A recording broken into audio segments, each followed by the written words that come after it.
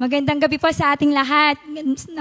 Nakagagalak po ako at napakarami po natin ngayon compare sa mga nakalipas na prayer meeting. Ayan, so maaari bang ngitian mo yung katabi mo at ayan, so tayo po ay tumayo at sa mga nasa kanilang bahay, maaari niyo po kaming sabayan before we hear the word of God and dwell in the house of the Lord. Can we just sing this song, Heart of Worship? At patuloy po nating idaing ito sa ating Panginoon, itong kantang ito. Let us sing this song wholeheartedly. Hallelujah. Hallelujah.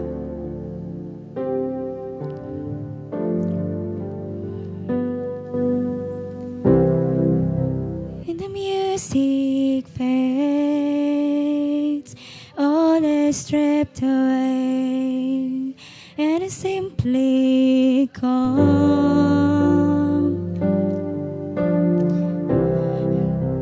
longing just to bring some things out of word, and I bless your heart. I'll bring you more than a song, for a song in itself is not what you have required.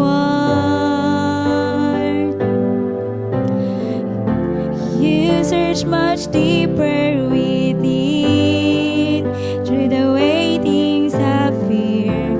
You're looking into my heart.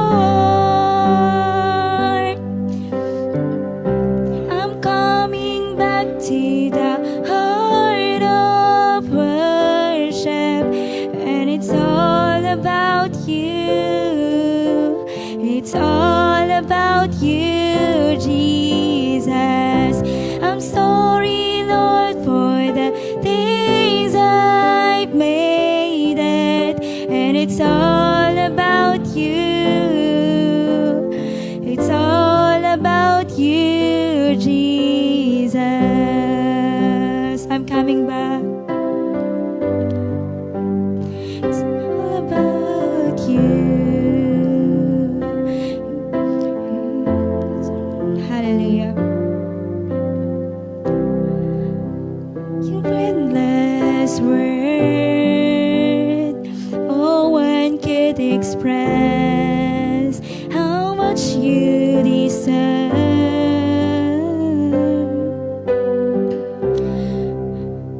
The way we can pour, 'cause all I have is yours. Every single breath, I'll bring you more than a song, for a song in itself is not what you have required. You search much deeper within, through the way things appear. You're looking into my heart. I'm coming back to the heart of worship, and it's all about you. It's all about you, Jesus. I'm sorry, Lord, for the things I've made it, and it's all about you. It's all about you, Jesus. Yes, Lord God. It's all about you, Panginoon. Panginoon, minsan pa kami po ay patuloy po namin kayong pinapasalamatan, Lord God. Patuloy po namin na tinataas ang inyong dakilang pangalan sa oras na to. Panginoon, nakikita niyo po ang bawat puso ng bawat isa sa amin. Kami po ay patuloy na nagpapakumbaba sa inyong harapan, Lord God. Tulungan mo po kami, Panginoon, na lumapit sa inyo ng may malinis at may magandang hangad, Panginoon, sa pagpunta namin dito, Lord. Lord, patuloy niyo kaming patawarin, Lord God, sa nagawa po naming mga kasalanan na hindi nagbigay kagalakan sa inyong harapan, Lord God. Mga bagay po na aming sinabi mga bagay po naming nagawa at inisip na hindi kaya ay sa inyong harapan, Lord God. Lord, sa aming pananalangin, sa aming pakikinig ng inyong salita, dalangin po namin na bigyan niyo po kami, Panginoon, ng sapat na pangunawa, Lord God, nang sa ganun, amin pong mapaglinayan, Lord God, ng mabuti ang inyong mga salita at magamit ito sa aming pang-araw-araw na pamumuhay at maging tuwid pa kami sa inyong harapan, Lord God. Panginoon, ganon din po sa aming pananalangin. Patuloy niyo pong gamitin ang oras ng aming panalangin, Lord God, nang sa ganon ay mapalago pa po namin, Panginoon, ang paraan ng aming pananalangin, Lord God. Bigyan niyo po kami ng give us the right spirit, Lord God, as we speak, Lord God, yung mga bagay, Panginoon, na nais po namin idaing sa inyo, Lord God. Thank you, God, sa oras na ito. Thank you, Lord God, sa buhay ng bawat isa na nandito, Lord God. At ganoon din, Panginoon, sa mga kapatid namin, Panginoon, na nanonood online, Lord God.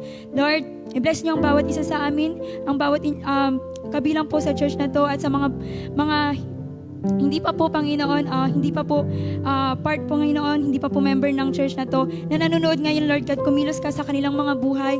Let this platform, Lord God, ay magamit, Lord God, sa kanilang mga buhay, Lord God. Thank you, God. Thank you, Jesus. Patuloy po namin inaangkin ang katagumpayan sa gabing ito, Lord God. Thank you, God. And we give to you all the glory, honor, and praises in Jesus' mighty name. Thank you, Lord. Amen. Thank you, Lord.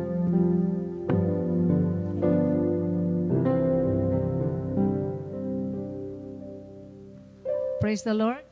Magandang gabi po sa ating lahat. Praise the Lord. Hallelujah. Ako'y nagagalak na sa gabing ito ay muli po tayong magsama-sama sa pakikinig ng salita ng Diyos at nagagalak din ako na mas marami po tayo ngayon in compare sa mga nagdaang prayer meeting. Dahil alam naman po natin, lagi pong naituturo sa atin ang kahalagahan ng panalangin. Ano po? At lagi nasa sinasabi na kung malapit lang naman po tayo dito sa church, ay piliin pa rin po natin na dumalo kahit may online na po tayo. Ang online ay hindi po na-create ito para tayo po ay manatili na lamang sa ating mga tahanan at manood na lamang. Ngunit ito po ay na-create nung pandemic dahil hindi nga po pwede ang mass gathering at ayaw naman po ng mga pastor, mga lingkod ng Diyos na matigil ang pagpapahayag ng salita ng Panginoon. Kaya na-create po itong online at natuloy-tuloy po. Nang sa ganon ay patuloy na maipalaganap ang salita ng Panginoon kahit po sa mga kapatid natin na nasa malayong lugar na wala pong tsansa na makadalo sa mga pagtitipon na ganito ay patuloy na maipahayag ang salita ng Panginoon. Ngunit tayo po na nandito rin lang po sa malapit po sa church ay ulitin ko po, pipiliin po natin nawa ang dumalo sa mga pagtitipon na ganito. Buksan po natin ang ating Biblia dito po sa 2 Kings, ikalawang hari, chapter 4, verses 1 to 7. 2 Kings chapter 4, verse 1 to 7. Minsan ang asawa ng isa sa mga propeta ay lumapit kay Eliseo, sinabi niya, hindi po kaila sa inyo na ang asawa ko'y namuhay ng may takot kay Yahweh hanggang sa mamatay. Ngayon po, ang dalawa kong anak na lalaki ay ibig alilain ng isa sa mga pinagkakautangan namin. Ano ang may tutulong ko sa iyo? Tanong ni Eliseo. Ano ba ang natitira mo? Pang-ari-arian. Wala po, maliban sa isang boteng langis, sagot niya. Sinabi ni Eliseo, libutin mo ang iyong mga kapitbahay, manghiram ka ng basyong sisidlan ng langis hanggat mayroon kang mahihiram. Pagkatapos, magkulong kayong mag-iina sa inyong bahay at lahat ng sisidlang na hiram mo'y punuin mo ng langis mula sa iyong bote. Gayon nga ang kanyang ginawa. Pagdating ng bahay, nagkulong silang mag-iina at isa-isang nilagyan ng langis ang mga sisidlang iniaabot sa kanya ng kanyang mga anak. Hindi alam ng ina na puno ng lahat, kaya sinabi niya, abutan pa ninyo ako. Puno na pong lahat, sagot ng kanyang mga anak. At tumigil na ang tulo ng langis. Pumunta siya kay Eliseo at isinalaysay ang nangyari. Sinabi nito sa babae, ipagbili mo ang langis at bayaran mo ang inyong mga utang. Ang matitira ay gamitin ninyong mag-iina. Panginoong Diyos, sa oras na ito, oras na upang amin na pong pakinggan ang inyong mga salita. Kasihan mo ang iyong lingkod. Ako ay mahina, wala po akong kakayanan na pagpalain ang mga tagapakinig. Ikaw, O Diyos, ang pinagmumulan ng pagpapala. Kaya sa gabing ito, patnubayan mo po kami sa aming gagawin at kasihan mo ang iyong lingkod na maipahayag ang iyong salita klaro mga makikinig ngayong gabi. Salamat po, O Diyos, sa patnub yung banal na Espiritu na siya pong magbibigay ng wisdom sa akin ngayon upang ipahayag ang inyong mga salita. Salamat po, Panginoon. Ito ang aking dalangin sa pangalan ni Jesus. Amen. Okay. Ito po ay kwento ng isang balong babae. Sa Old Testament, pagbalo ay simbolo ng kahirapan. Wala na siyang kakayanan dahil wala na ang kanyang asawa, wala na ang padre di pamilya na siya pong naghahanap buhay. At makikita natin dito na itong balong babae ay nagkaroon po siya ng problema. Nagkaroon po siya ng problema. Dahil nung nabubuhay pa ang kanyang asawa, nagkaroon sila ng utang. At dumating yung panahon na namatay ang kanyang asawa. At ang kanyang mga pinagkautangan ay naniningil na sa babaeng ito at wala siyang maibayad. Dahil nga po ang balo noong lumang tipan ay simbolo ng kahirapan, wala na siyang kakayanan na maghanap buhay. At itong napagkautangan niya ay talagang pinipilit siyang singilin. Dahil wala siyang maibayad, sabi ng kanyang pinagkautangan, ibigay mo na lang sa akin ang iyong 2 anak bilang kabayaran sa iyong pagkakautang. At bilang ina, masakit sa kanyang kalooban na ipamigay ang kanyang anak para sila na ang maging kabayaran ng kanyang pagkakautang. Kaya naman, ang naisip ng babaeng ito, itong balong babae ito, ay lumapit kay Eliseo. Si Eliseo ay propeta. Propeta ng Panginoon, lingkod ng Panginoon. At lumapit siya at isinalaysay niya ang kanyang sitwasyon. At tinanong ni Eliseo sa kanya, ano ang maitutulong ko sa iyo? Ano ba ang natitira mo pang ari-arian? At tumugon ng babae, sabi niya, wala na akong natitirang ari-arian pa maliban sa isang boteng langis. Okay. Ngunit bago sinabi ni Eliseo ang gagawin ng babae, pinakinggan muna niya kung ano yung sinalaysay ng babae. Di ba? Sabi ng babae, sa kanya naging siya, sinabi niya kung ano yung totoong kalagayan niya. Sabi niya, hindi po kaila sa inyo na ang asawa ko ay namuhay ng may takot kay Yahweh hanggang sa mamatay. Sabi niya. Kasi yung asawa niya ay isa rin siyang propeta.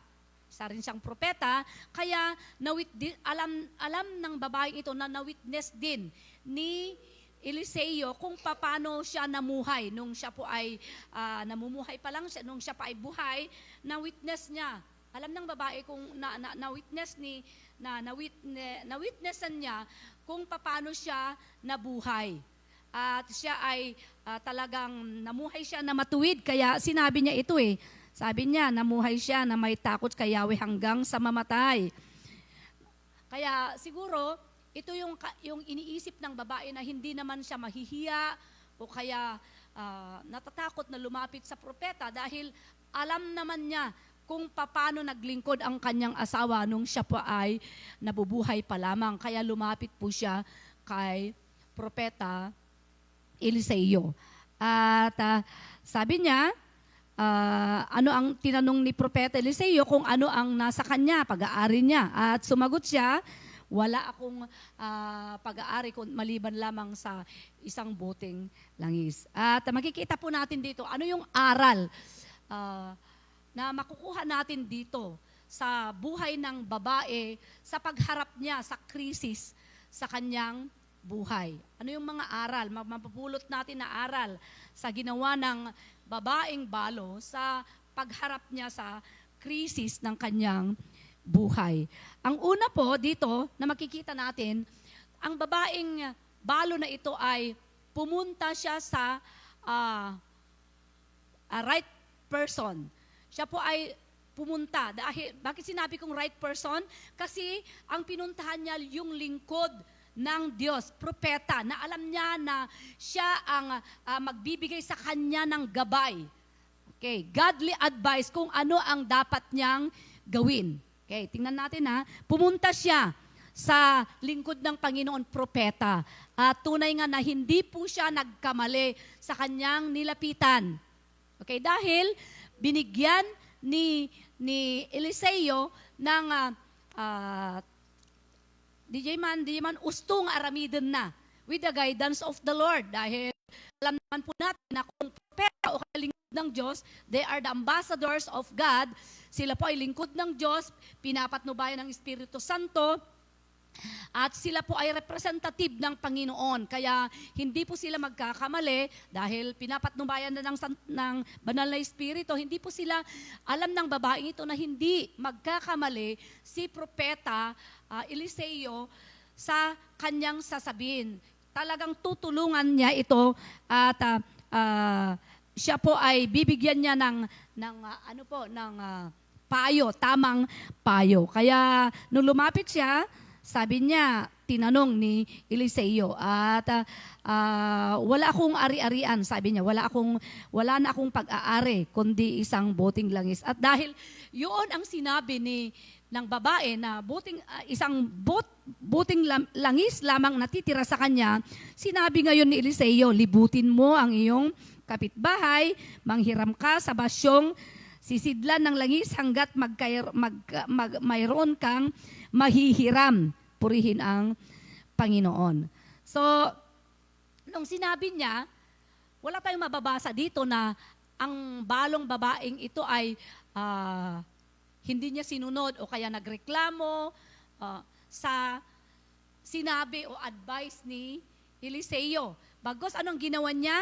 Sinunod niya kung ano yung sinabi ni Eliseo o yung lingkod ng Diyos sa kanya. Hindi siya nagreklamo, hindi niya sinabing, ano ba naman yung pinapagawa niya sa akin? Parang kabaliwan naman yata itong sinasabi niya sa akin.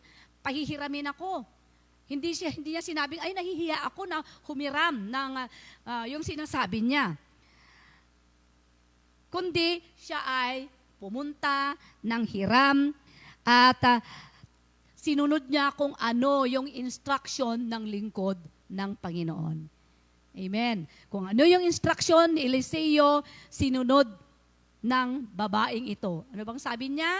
Kung nakahiram ka, kunin mo yung langis at lagyan mo, patakan mo yung lahat ng mga empty bottles na hiram mo. Yun ang ginawa niya.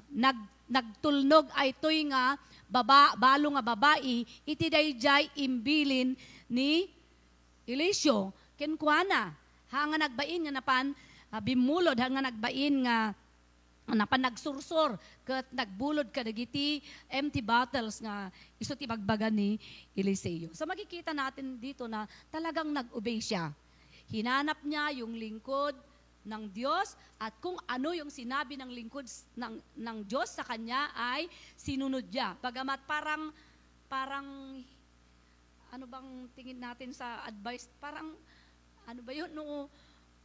Kita antay ko, apay niya nga tinapanunot ng kasyemot ibaga na pag hunnak mo't imbis nga ikanak lang kuman ititulungan. Pwede naman niyang bigyan ng tulong pero bakit ganon ang bilin sa kanya? Ngunit makikita natin dito yung obedient heart ng balong babae na ito na sinunod niya kung ano yung sinasabi ng lingkod ng Diyos. Purihin po ang Panginoon. Napaka-importante po. Tayo rin po na mga Kristiyano. Meron po tayong pastor. Of course, yung pastor, siya po ang ating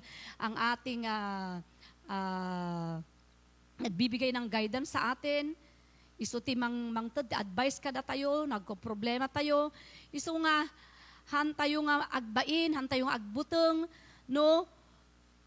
Dumteng kada tayo dagiti problema, nga umasideg kada dagiti pastor tayo, ta isu nga ti inted ni Apo dagiti pastor, nga isu ti mangiwan-wan ti kadagiti miyembro, sila ang gagamitin ng Panginoon upang patnubayan ang mga tupa. Yun po talaga ang gawain ng pastor. Tapno ti kastaket, maisuro, maigay dagiti miyembro nang nangruna no dumteng na kadagiti krisis iti panagbiag. At tunay nga na hindi siya nahiya yung balong babae. Malagip ko, merong isang, hindi ko nababanggitin kung sino, basta may addat imay kada kami idi nga, di mawati advice kung ano ang gagawin niya. Kasi nga, anong gagawin ko ito, pastor? Itutuloy ko ba itong naplano kong gawin o hindi? Ganon ang ano niya. Hindi ko na masyadong elaborate. At sabi namin sa kanya, tiningnan namin kung ano yung mga ano ba yun? Pros and cons. Yung disadvantage and advantage pag ginawa niya yung bagay na yon. At nakita namin na mas malaki ang disadvantage. Kaya ang in-advise namin sa kanya, sister, huwag mo nang ituloy. Maaring mapapahamak ka kung ituloy mo ito. At alam nyo, sabi niya, sige pastor, hindi ko na itutuloy. Susundin ko yung sinabi nyo. But lately, mga kapatid, nakakalungkot na hindi po niya sinunod kung ano yung sinabi namin sa kanya. At nakakalungkot, mga kapatid, na hindi po magandang nangyari sa kanya. Naging miserable po ang nangyari sa kanya dahil pumunta siya sa pastor at inadvise ng pastor pero hindi niya sinunod yung iniutos sa kanya, yung instruction na sinabi ng pastor na gagawin niya, mga kapatid. Kaya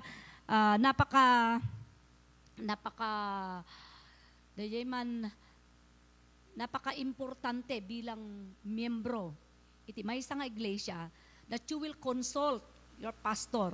Lalong-lalo na pag dumadaan po kayo sa mga matitinding pagsubok sa buhay, yung kailangan magdesisyon ka, hindi ka sigurado kung ano yung desisyon mo. Ang kaya nga mabain, nga mapanti pastor. Kasi yung pastor talaga, isungar nga ni kanatayo ni pastor, tapno iso ti mangi-guide kada tayo kakabsat. Kaya wag po kayong matakot o kaya mahiya na lumapit sa inyong mga pastor at humingi ng prayer. Meron po kaming isang member doon sa Pugo. Tuwing may problema siya, tuwing may mga kailangan niyang desisyonan. Nagchat-chat siya sa akin, sa pastor, ano ba ang dapat kong gawin? O kaya, ano ba ang gagawin ko? Ipag-pray mo nga ako, pastor, kasi hindi ko alam ang gagawin ko. At alam nyo, ang mga pastor, hindi kayo bibiguin.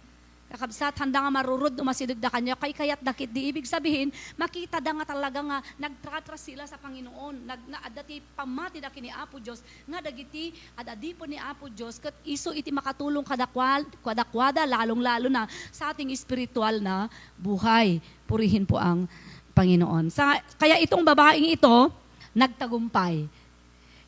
Nung sinunod po niya, yung advice o kaya instruction ni Eliseo, anong nangyari?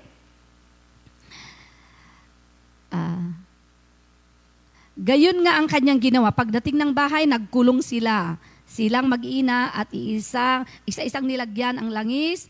Ang mga sisidlang inaabot sa kanya ng kanyang mga anak. Hindi alam ng ina na puno ng lahat, kaya sinabi niya, abutan pa ninyo ako. Puno na po pong lahat, sagot ng kanyang mga anak, at tumigil na ang tulo ng langis. Nagkulong sila. Nagkulong yung mga mag-iina. Tapno ti kasta, adda iti gundaway, nga makita da iti private nga panagtimok o kuno panagtrabaho ni Apo Diyos kenkwada. At sa kanilang tahanan talagang gumawa ng Diyos ang himala sa kanilang pamilya. At na meet ang kanilang pangangailangan. At after na napuno na ng langis, ang kanilang sisidlan, bumalik uli itong babae at sabi niya, sinabi niya kay Eliseo, sinalaysay niyang nangyari. At sinabi niya na puno na ang mga lalagyan na kanya pong hiniram. At muling iniutos ni Eliseo sa kanya, sabi niya, ipagbili mo ang langis, bayaran mo ang inyong mga utang, at yung matitira ay gagamitin ninyong mag-iina. Purihin po ang Panginoon. Napaka-gracious ang Panginoon, ano? No? Napakagaling. Sabi niya, hindi niya hinayaan na walang ginawa yung tao. Ganun din ang Panginoon kung minsan. Idadaan po tayo sa process, ang dami-daming nating dapat gawin para hindi po tayo maging idle o kaya di man agbalin tayo nga sadot nga mamagtuog latan. Hindi, meron tayong dapat na gawin din.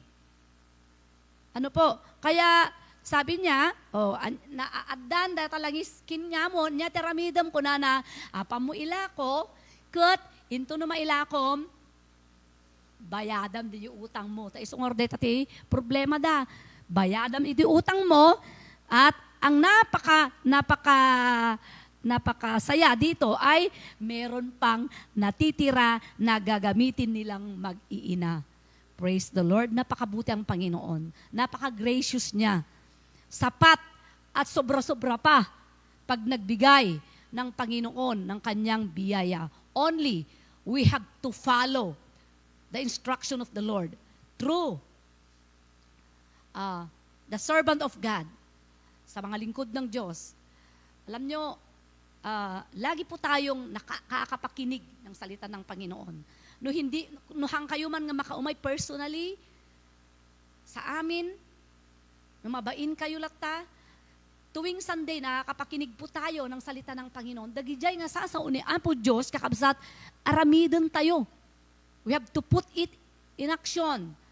At alam nyo, makikita nyo, mapapansin nyo sa inyong buhay, na pag sinunod natin kung ano yung sinasabi ng Panginoon, instruction ng Panginoon, mablebless ang ating mga buhay. Matutugunan ang ating mga pangangailangan. Purihin po ang Panginoon. Katulad ng balong babaeng ito na sumunod sa instruction ng lingkod ng Diyos. Kaya nga tumatawa ako nung binabasa ko ito. Nakakatuwa naman itong kwento ng babaeng balo na ito na talaga namang sinunod niya talaga kung ano yung sinabi ni Eliseo sa kanya. At makikita natin dito na ang Diyos lamang ang siyang makakatugon sa lahat ng ating mga pangangailangan. Amen? Ang Diyos lamang.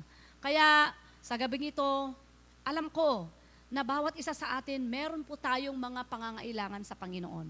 Kung hindi man sa material, marahil sa emotional, mentally, marami po tayong pangangailangan. Ang tao ay hindi po nawawalan ng pangangailangan sa Diyos. Mabigbig tayo kumanga, kasapulan tayo ni Apo Diyos all the time in our life. Minuminuto yan. Awan ko mati mangibaga nga, hangkuha kasapulan ni Apo Diyos, itatta. Into bigat kasapulak, hindi po. Kundi sa lahat ng pagkakataon, sa bawat oras, sa bawat sandali ng ating buhay, huwag nating tangkaiin na sabihin na hindi natin kailangan ng Panginoon. Kailangan natin ng Panginoon. Sa tanan ng ating buhay, purihin po ang Diyos. At makinig po tayo sa mga instruction sa atin. At muli kong sasabihin, kung meron mga nagnanais na humingi ng payo sa lingkod ng Diyos, siguraduhin nyo lamang na pag kayo ay lumapit sa inyong pastor, siguraduhin ninyo na ang advice ng pastor ay iyo pong gagawin. Amen. Katulad ng baong babae ito. Masaktan mo't kat, dagiti pa pastor, no? Imay kayo, kat in-advisean da kayo, kat hanyo ngay narami, dagi imbagada, kat hantungan na saya at itinagbanagan nyo. Nya ngay, kakabsat, di nagdakkel nga panagbabawi, wano, nasakit. Nya, para kada kami nga, hanyo nga inaramid, iti advice, dagiti papastoryo. Sapay ko kakabsat nga, iti nga rabii, Masidag tayo am amin kini Apo Diyos. Amen? Hindi ko alam kung ano ang kalagayan ng bawat isa. Ngunit itong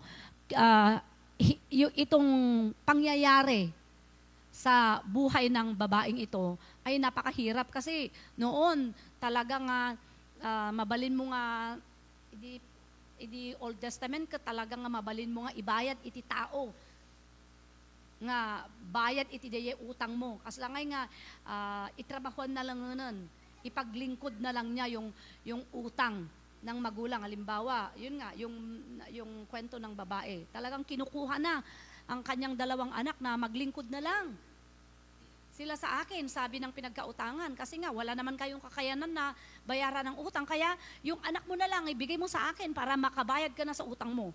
Pero yung nanay, talagang bilang nanay, talagang masakit yung ano niya, Jerik nana nga talagang ibulusan na giti anak na nga iso timang bayad ti utang. At balinda nga adipon. Ngem, tinaramid na gaputa daytoy ket adda iti pamati na kini Apo Dios. Inunana nga binirok iti godly counselor no other than the prophet of God. Ket ijay nga nasarakan na iti pudpudno. Kaya napag iso nga aramiden na. Tapno iso ket makalpas sa kanyang problemang hinaharap. Purihin ang Panginoon. Bilang Kristiyano, iron tayo, itibagbagi tayo kakabsat. Iron tayo, itibagbagi tayo. No dumteng kada tayo dagiti problema, unaan tayo man timapan kini Apo Diyos. Unaan tayo man timapan ka dagiti adadipon ni Apo Diyos na agpatulong ti kararag, agpatulong, denggen tayo dagiti advice da. Ang nakakalungkot, unaan tayo nga ramidon ti remedyo tayo, bukod tayo nga remedyo, kaya ko pa naman, magaling naman ako, madiskarte naman ako. Yung parabang hindi po natin hantay nga ikat iti lugar ni Apo Diyos nga isuna ti agtrabaho iti biyag tayo. Kakabsat, irom tayo, ulitin ko, isanay natin sa ating mga buhay bilang Kristiyano na lagi po tayong sumangguni sa mga lingkod ng Diyos. Lagi tayong sumangguni sa Diyos. Kasi pag sumasangguni tayo sa lingkod ng Diyos, sumasangguni na tayo sa Panginoon dahil sila ay representative ng Panginoon. Sumangguni tayo sa kanila, bigyan nila tayo ng godly advice at hindi po tayo maliligaw. Hantay yung mapukaw kakabsat. Hantay yung maligaw sa ating mga ginagawa. Purihin po ang Panginoon. Ito dahito nga rabii, mapantayo ka ni Apo Diyos. Ito yung amin, dagiti troubles tayo kenkwana. Alam ko may mga kanya-kanyang troubles ang bawat isa. Ni Apo Diyos laon kakabsat, iti makabaol, nga mangted iti pagpagisu, nga solusyon, kadagiti troubles tayo. Kadagiti pakadanagan tayo, pakasikuran tayo. Kankanayon tayo kuma, nga masursuro iti umasidag, anyaman nga sitwasyon iti panagbiag. Anyaman nga sitwasyon, narigat man, anyaman nga sitwasyon tayo, uray pay no nalagan ti biag, uray man pay no naragsak iti biag, awan iti problema. Ganun pa rin ang gawin natin. Lagi po tayong sumangguni sa Panginoon. Praise the Lord. Kaya sa gabing ito, prayer meeting, gundaway tayo kakabsat nga ibuhos natin yung ano natin, yung saloobin natin sa Panginoon. Ibaga tayo, kini Apo Diyos, santay nga mabain, iyak natin sa Panginoon ang mga kabagabagan natin sa buhay. Ano man po yung mga bigatin natin, sabihin natin sa Panginoon at tiyak na pakikinggan niya tayo. Hindi po tayo bibiguin. Kung hindi man sa ngayon, hindi man agad-agad na tinugon ng Diyos yung kahilingan mo, maniwala ka pa rin na ang Diyos tutugunin at tutugunin niya ang iyong panalangin. Hindi man sa ngayon. Nakaprocess na yan. Prina-process ng Panginoon ang sagot niya sa ating mga panalangin. Kalmado ka lang kapatid. Maging tahimik ka lang dyan, relax ka lang dyan, nandyan na. Paparating na ang tugon ng inyong mga panalangin. So, tayo na po ay dadako sa ating panalangin. Ano bang gagawin natin? Group prayer or... Group prayer? Ha? Sige, binabalik ko na kayo. Okay, bago po tayo dumako sa ating individual prayer, let us pray for the prayer requests. May prayer request po sa online. Let us pray for the family's health ni Nathaniel Orteras sa kayong business nila. And then we will be praying also for the healing of Brother MX. Okay? Herbie. Okay, healing. Healing din kay Jobert. Kay Brother Manny.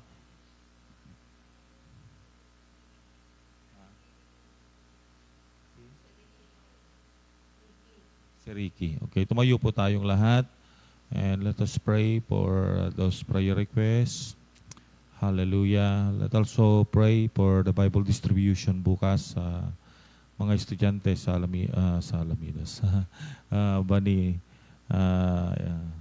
San Miguel National High School. Okay? So tayo po ay manalangin. Hallelujah. Salamat po Panginoon sa mensahe mo. At ikaw po o Diyos ang tumutugon at gumagawa ng himala. Kaya po nang ginawa mo sa babaeng balo Panginoon Diyos. Upon the advice of your servant, ay ginawa niya po with faith to Lord na ang pinagawa mo, Panginoon. And you do miracles upon miracles to her family. Natugon po yung pangangailangan nila, yung problema nila na solve po, Panginoon. At natugunan po yung kanilang pangangailangan sa pang-araw-araw. Panginoon, ikaw pa rin ang Diyos namin. Ikaw ang Diyos noon, ngayon at kailanman, at hindi nagbabago. Kung noon gumagawa ka po ng himala hanggang sa ngayon, Panginoon. So we thank you very much because we know that, Lord, nothing is impossible to you. So we pray for healing for Brother MX. We pray for the health of the family of Brother Nathan Orteras. Tinatas din po namin si Harvey, Panginoon, si Ricky, si Manny, Panginoong Diyos, na may mga karamdaman, even sa complete healing ni Jobert, at sino man pong miyembro sa iglesyang ito, Panginoon, at miyembro ng aming pamilya, at maging ang mga nasa online platform na may mga karamdaman, hiniling namin na hipuin mo po sila ng iyong mapagpalang kamay. At ikaw po, Diyos, ang magpagaling sa kanila, dahil sinabi po sa iyong mga salita, na sa pamamagitan ng iyong mga latay kami ay gumaling, at sa pangalan mo ay may kagalingan. So Lord, we are declaring healing right now in Jesus' name. In Jesus' name and in Jesus' name. Hipuin mo po sila, Panginoong Diyos, at pagalingin mo sa kanilang karamdaman. And we pray also, O God, for good health sa bawat isa, sa bawat pamilya ng bawat isa sa amin.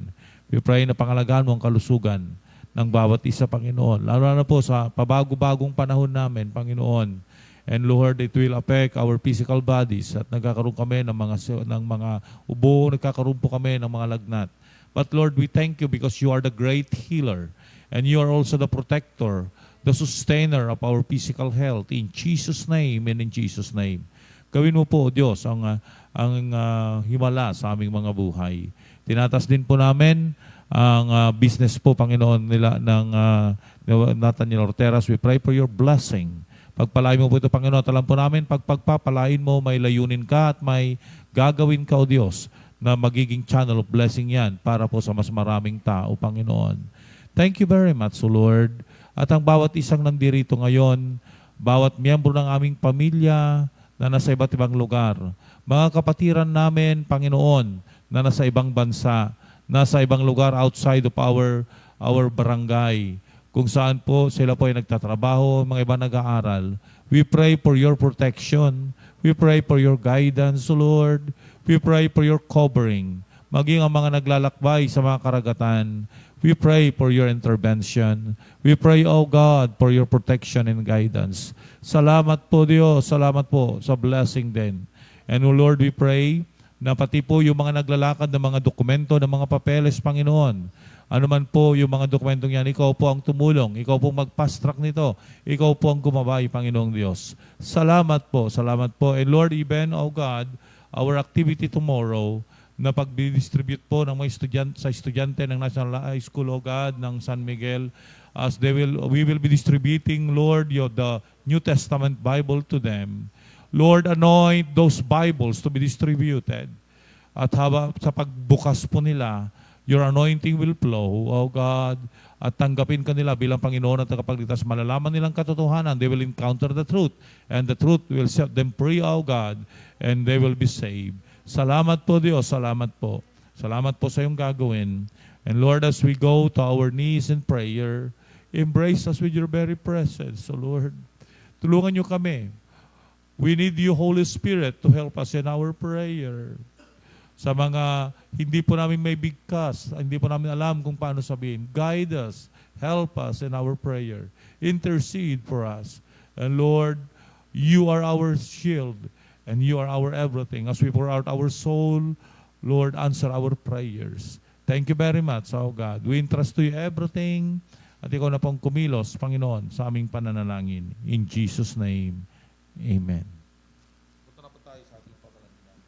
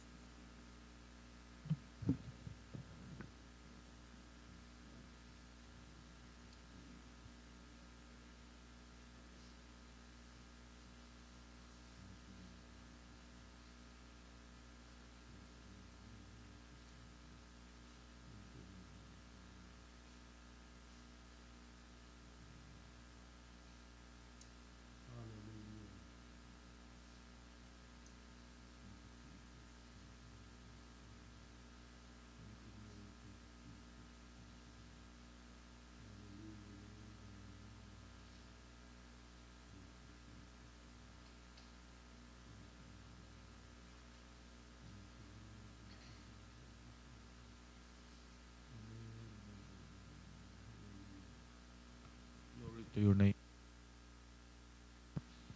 Hallelujah. Tumagtartayamin kakabsat as we have our closing. And let us pray for our church activities. Let us pray for our barangay. And let us pray also for our sa mga kabatiran natin na nakiisa sa atin sa ating online platform. Hallelujah. Salamat po, Panginoon. Tinugon mo ang aming mga panalangin.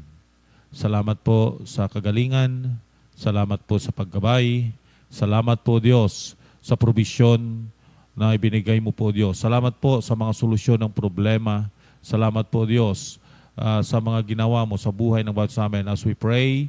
At alam po namin ang mga panalangin po namin ay nakarating sa inyo bilang matamis na samiyo. Salamat po, Diyos, sa katugunan ng mga ito. Kaya sa oras pong ito, tinataas din po namin ang mga kapatiran namin na nakiisa po sa aming online o live stream, Lord. We pray that you will bless them sa mga nanood po, Panginoon, sa mga nakiisa sa amin, wherever they are, saan man po sila naroroon. Kilala mo po sila, Panginoon. Alam mo po ang kanilang mga pangangailangan.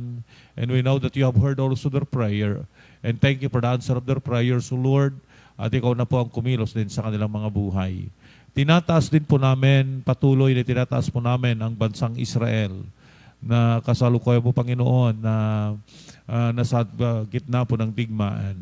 We pray that you will be the one to move. Alam po namin that you allow these things to happen. And we are looking on it, O God, as one of the sign of your second coming. And we pray, alam po namin na ipipreserve mo pang Israel. Pangalagaan mo po, Panginoon, ang mga kapatiran namin doon. Ang mga kapwa naming Pilipinong nandoon, pangalagaan mo po sila. At patuloy kang kumilos sa kanilang mga buhay. Cover them with your precious blood. Salamat po, Diyos. Salamat po sa iyong gagawin. Tinataas din po namin, Panginoon, ang aming barangay sa inyo. Patuloy kang kumilos sa barangay na ito kung saan nandito pang yung iglesia. We pray, O Lord, that you will bless this barangay from east to west, north to south, O God. We pray for your covering. We pray for your abundant blessing. Sa mga nakatira po rito, Panginoon, pagpalain mo po ang buong aspeto ng kanilang mga buhay. At hayaan mo po, Diyos, na makita nila na ikaw ang Diyos sa barangay na ito at ang iyong ebanghelyo ay kakalat sa bawat sulok ng barangay na ito. Salamat po, Diyos. Salamat po sa iyong gagawin. And we continually pray sa mga itinalaga mong mamumuno, Panginoon, na maglilingkod. We pray for your wisdom and guidance to them. Salamat po, Diyos. Salamat po. At pati na rin po sa iglesyang ito, ang mga activities po ng iglesyang ito, O Diyos, ang amin pong mga outreaches, Lord, sa sentro, sa laod, sa Mianan. And even, Lord, our outreach sa malayong lugar, Panginoon. We pray for your power to move in a mighty way sa mga outreach na ito. Lord, sa Lucob, Malasiki, and even, O God, sa San Carlos City. Lord, alam po namin na ang yung mga salita na amin pong inihatid doon ay hindi po babalik sa iyo na walang gagawin sa mga buhay ng mga taong nakikinig. And we pray, O Lord, as we plant the seed, O Lord, alam po namin na mamumunga po ito ng pananampalataya sa inyo. We destroy the work of the enemy sa mga places na ito. Lord, yung mga 5 outreaches namin, Panginoon, dito 3 rito San Miguel and outside Bani, Panginoon, tinataas po namin sa iyong banal na harapan. In Jesus' name and in Jesus' name, that signs and wonder will follow, Lord. Miracles upon miracles, so Lord, ang makita ng mga tao at marami pong maliligtas, Panginoon, at makakilala sa inyo. I-bless mo rin po ang gawain po sa Sunday. Lahat po ng gagamitin mo, ang magpapahayag ng mga salita, ang magtuturo ng mga salita, at lahat po ng tatayo, O Diyos, para po sa iyong kalawalatian, move in a mighty way sa church na ito, O Diyos. At kumilos ka, O Panginoon. At hayaan mo pong bawat miyembro, bawat dumadalo, ay lalabas po na punong-puno po ng pagpapalang espiritual. And your anointing will flow in a mighty way. Thank you very much. Pati na rin po sa nalalapit na naming anniversary ng church na ito. For 71 years, you have been so good, Lord. You have been so faithful. And as we celebrate your faithfulness, we pray na i-anoint mo ang mga programa namin gagawin, and even your servant. We pray for the anointing. We pray for the message that you give to the heart of your servant. Panginoong Diyos, si Pastor Cesar, O Lord, we pray that you will anoint him. Thank you very much, O God. Salamat po, Diyos. Salamat po sa iyong gagawin sa iglesyang ito. We pray for your blessing sa lahat po ng miyembro sa iglesyang ito. Pagpalain mo po, O Diyos, spiritually. And Lord, we know that you will supply their needs, O God. Salamat po. Tinataas na rin po namin ang pamilya ng bawat isa. Patuloy kang kumilos sa buhay ng bawat isa sa amin. At patuloy mong tugunin ang mga panalangin namin, Panginoon. As we prayed tonight, thank you. And we declare victory sa pamilya ng bawat isa na nandirito ngayon. Salamat po, Panginoon. Salamat po. Even sa mga offering namin pong ibibigay, pagpalay mo po ito, i-bless mo po ito, magagamit po para po sa ikalalago ng iyong gawain. Dahil ito, Panginoon, ay ibibigay namin at magiging matamis na sa iyo sa iyong banal na harapan. Bless each one of us as we give our offering. And Lord, continually move in a mighty way sa iglesyang ito. Even po sa aming pong mga departments, patuloy kang kumilos. Thank you very much. We give you all the glory, the honor, and praises in Jesus' name. Amen. We will get the offering. Hallelujah.